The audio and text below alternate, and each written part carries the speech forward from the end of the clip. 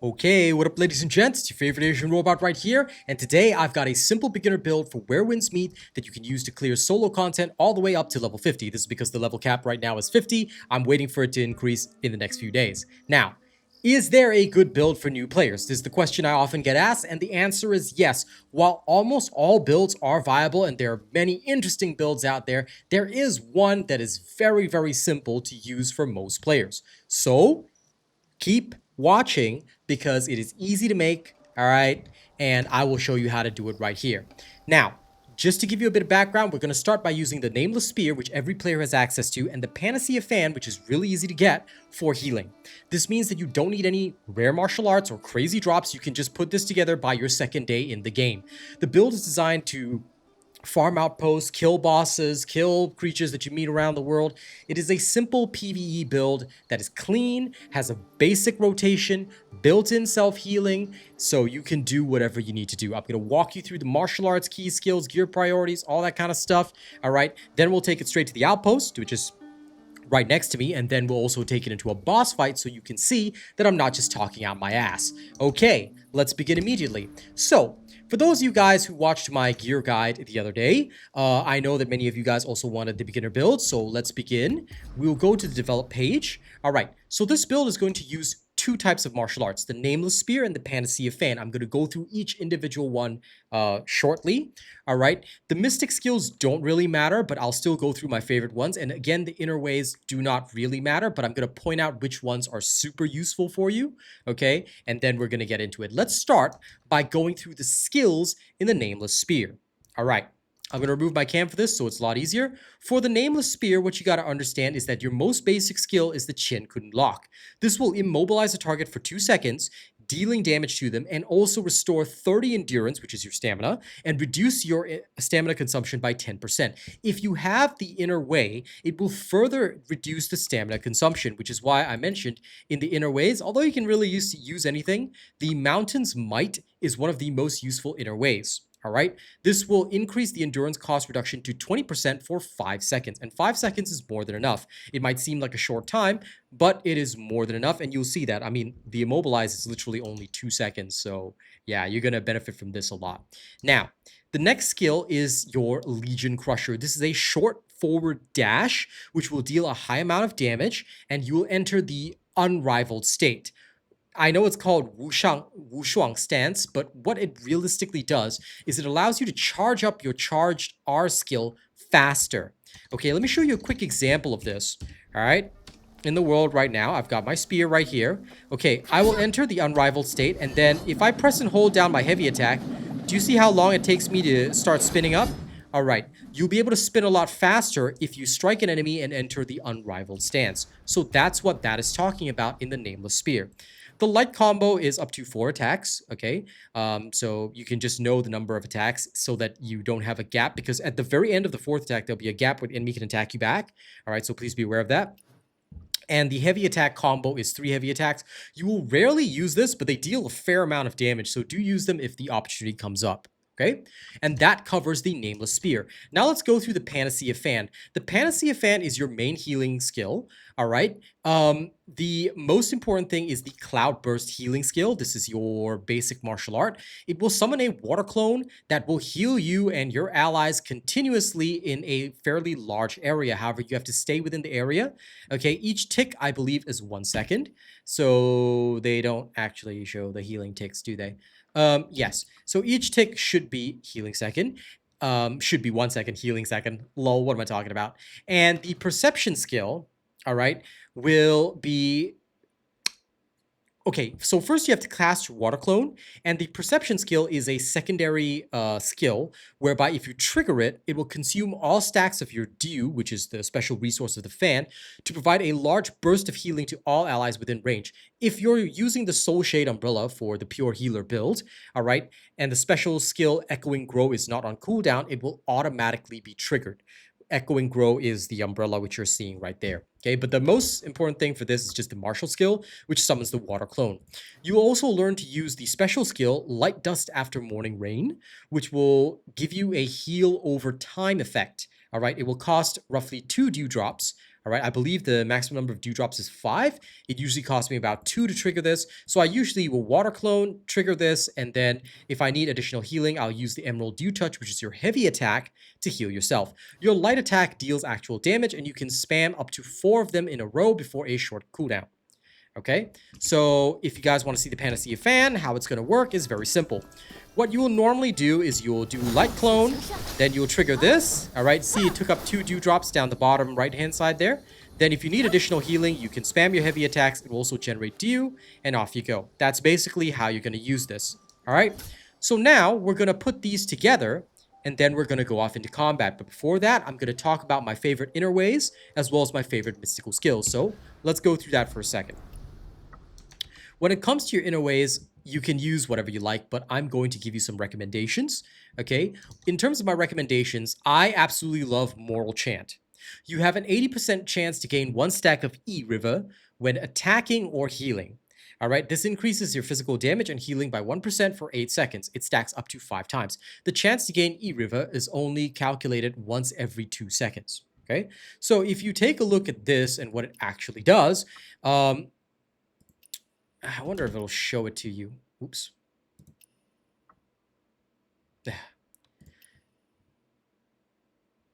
Okay, well, the first level, it just shows you right here. Each stack of E-River increases physical penetration by 2 points. That's it.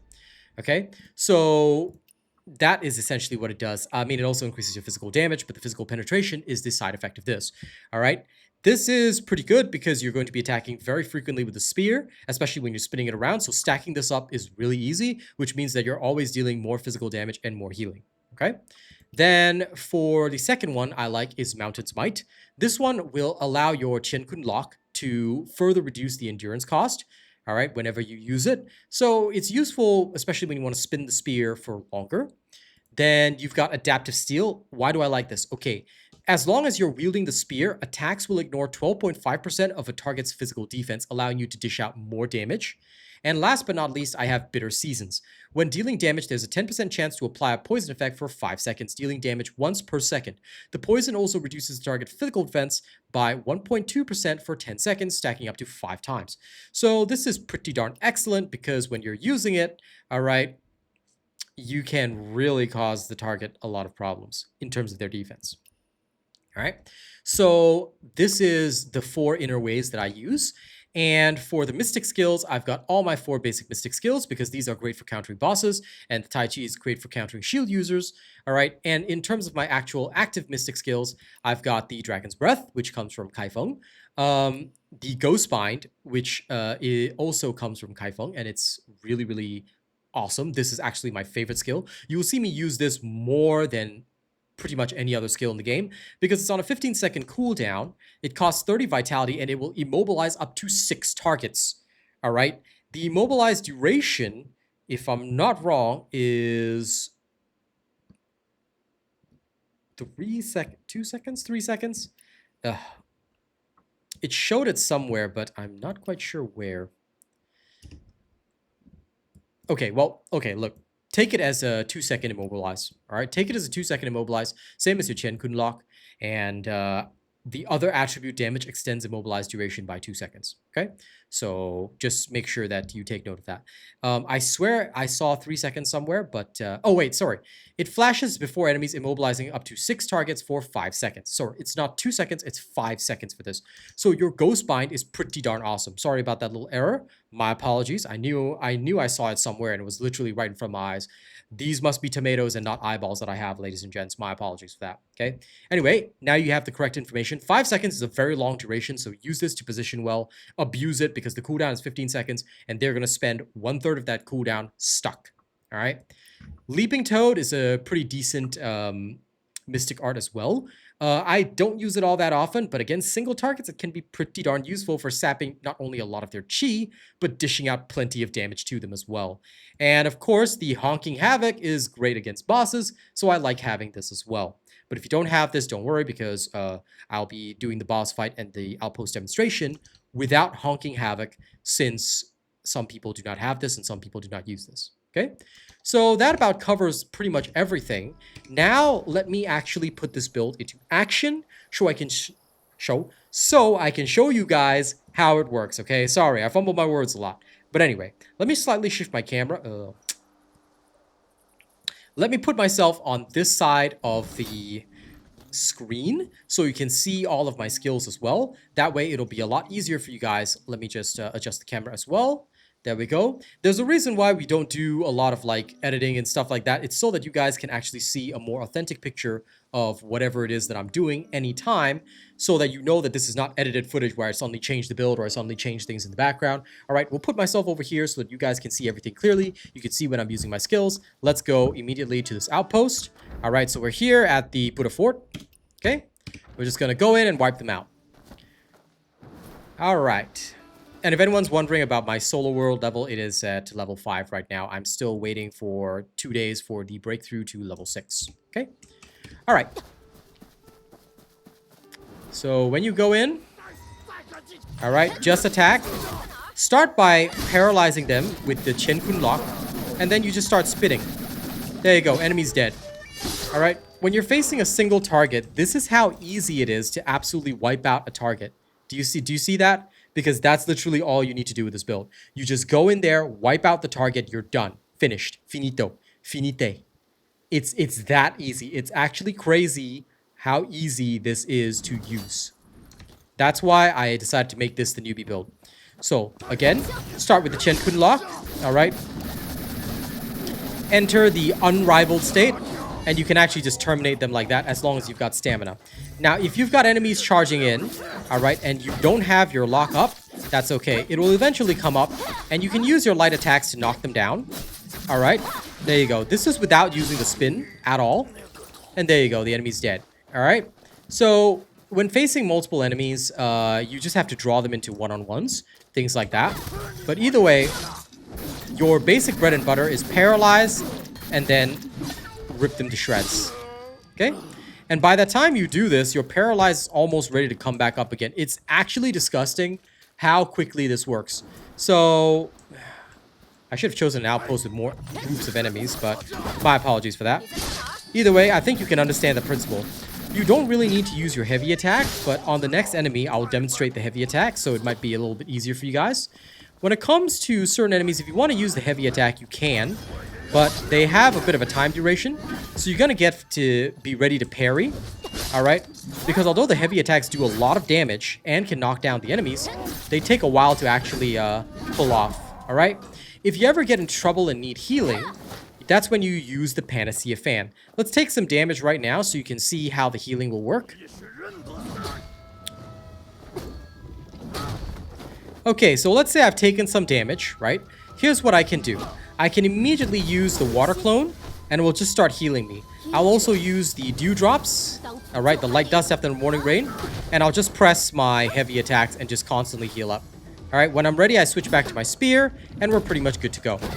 Paralyze the target, stab them, and that's it. It doesn't matter if they're going to pull off special moves. You can just rip them like that. Alright, this is why I love this build. It's so basic, but so easy. And there you have it.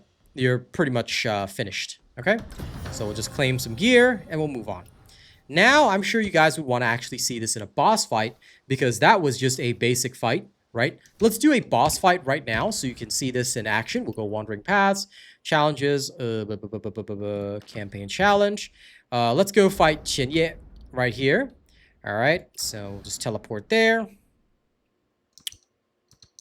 As you can see, no need for editing because we do all this in one take. There is literally no need to edit any of this, so you guys can see that this is the authentic way that this works.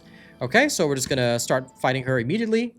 All right, here's the boss fight. Please prepare yourself. All right, you still need the skills of parrying and whatnot. This will not completely eliminate the need for parrying. When it comes to a boss fight, right, your formula is a bit different. Okay, focus on parrying like per normal.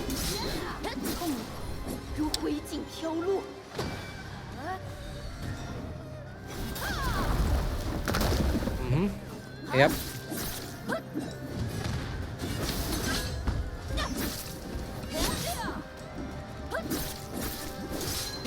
I mostly use light attacks while parrying.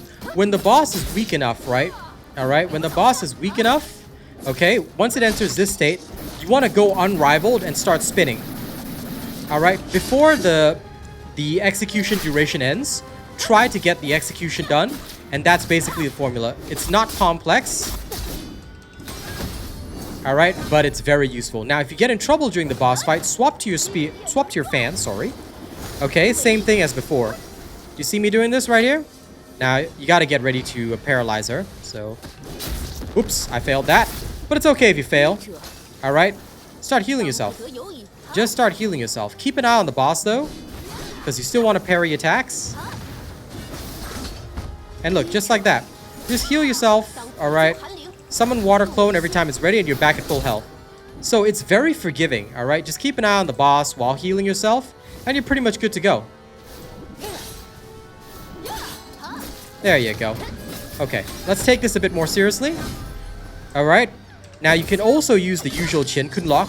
Become unrivaled, spin, strike her, and then execute. All right, there you go. Now, phase 2. This is going to get a bit more serious. All right, here we go.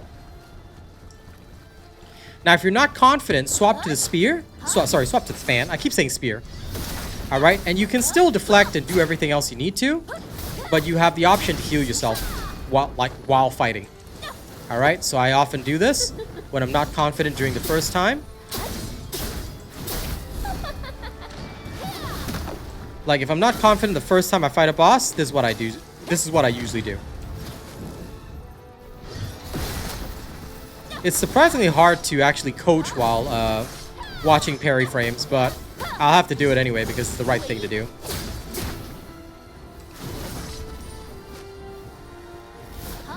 Thankfully, the parrying in this game is very generous. All right. Unrivaled. Spin up as fast as I can, right to the limit, and then execute. All right.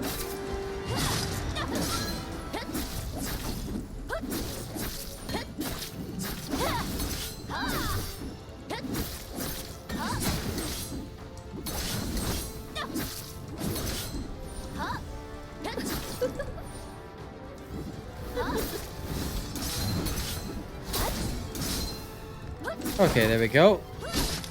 Unrivaled again. And execute. Always make sure you pull off the execution right before the end. Okay. Now you probably want to swap to the fan, especially if you're not confident. Alright, start healing yourself. Now, if you're not confident with this one, just try and dodge it. Alright, there you go.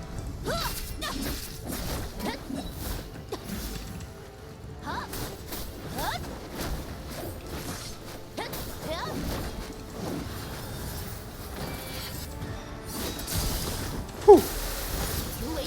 I always try and have my heal over time ready.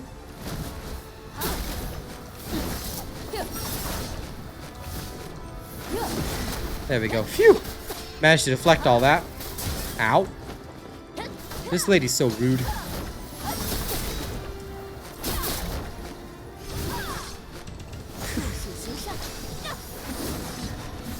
Oh! Darn, I got hit by that. But thankfully, thanks to the healing, look, no problem. She can't execute you. So this is why it's so useful.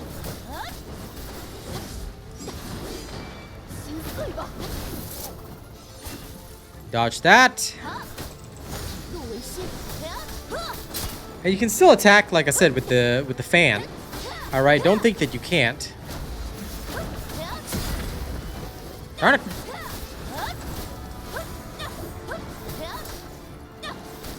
Well, world's going back to normal, so don't worry too much.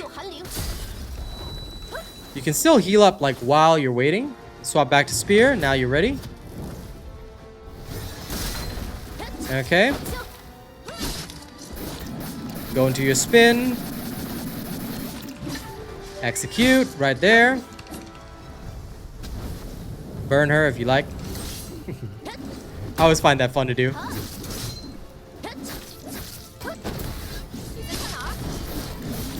Now, occasionally, if you are confident, you can actually spin up like that. Alright, and you can just wipe her out. And there you go. So this build will function for farming, for bosses, whatever you want to do. It's very safe. you're really not going to run into trouble. You make mistakes or whatever, doesn't matter. If you want to play perfectly, then you absolutely can. But I was literally able to talk you guys through it, although I fumbled my words quite a bit, you know, 'cause your brain is concentrating on two things at once. But yeah, it's not too difficult. There you go. There's the extermination done. And off you go right there. So that's the build.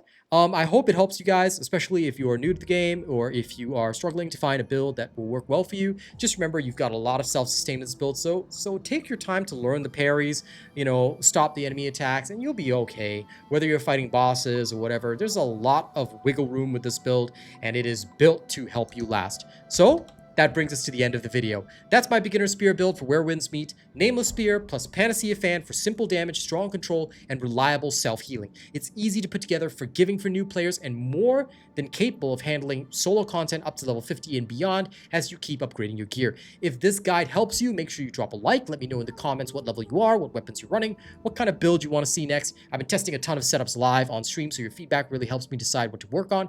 If you want more Where Winds Meet builds, guides, and live streams, don't forget to subscribe, turn on notifications. This has been Real Asian Robot. Good luck with your drops. Good luck with the game. Enjoy the self-healing safety net, and I'll see you guys on my next stream, okay? Peace out, and catch you on the next one. Bye!